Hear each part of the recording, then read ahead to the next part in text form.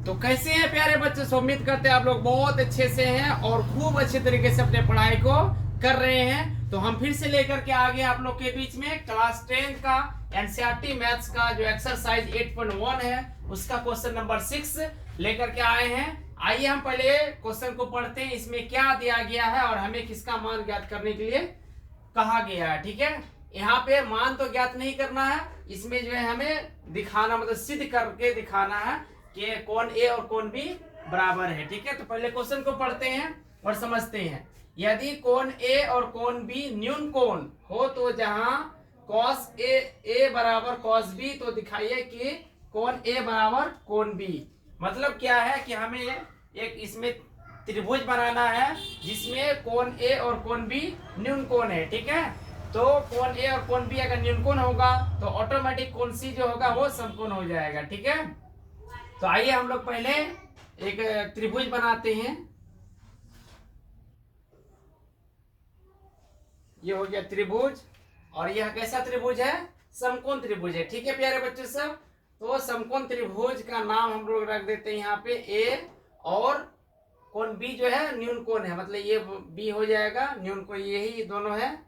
तो कोण ए हो गया, ये कोण बी, तो कोण सी जो होगा ये समकोण हो जाएगा, यानी 90 डिग्री का हो जाएगा। ठीक है, तो हमें जो है प्यारे बच्चों से cos ए और cos बी का मान दिया गया। ठीक है, तो पहले हमें जो दिया गया उसको थोड़ा भाषा में लिखना होगा। तो आइए लिखते हैं समकोण त्रिभुज, समकोण त्रिभुज ए बी सी में कोण ए कोमा कोण बी न्यून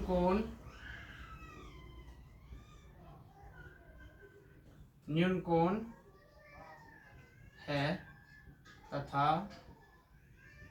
कोण सी समकोण है, समकोण है। तो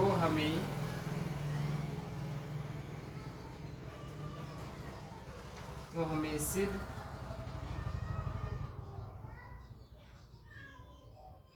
करना है कि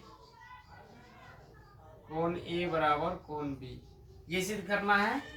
और उसके बाद जो दिया गया है वो cos ए बराबर cos बी है। ठीक है, तो आइए जो दिया गया उसको भी हम लोग लिख लेते हैं यहाँ, cos ए और बराबर दे देंगे cos बी। ठीक है, मतलब यहाँ एंगल जो है यानी कोण को बदल दिया है। ठीक है, फंक्शन तो वही है, cos का ही फंक्शन है, एक बार कोण ए दिया गया है और एक बार कोण बी।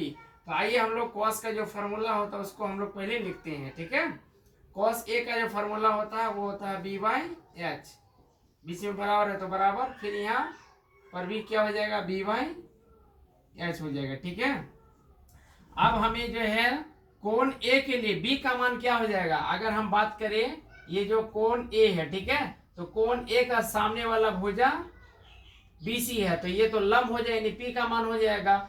और ये कोण ए के लिए जो बी का मान होगा वो हो जाएगा ए सी, मतलब जो सामने वाला भुजा होता है वो पी कहलाता है और जी कोई भी कोण जिस भुजा पे टिका हुआ रहता है वो बी का मान होता है।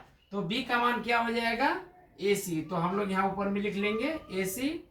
और जो एच का मान होगा, एच का काम कौन कर रहा है ए बी, तो यहाँ पे हम लोग लिख लेंगे ए बी बराबर।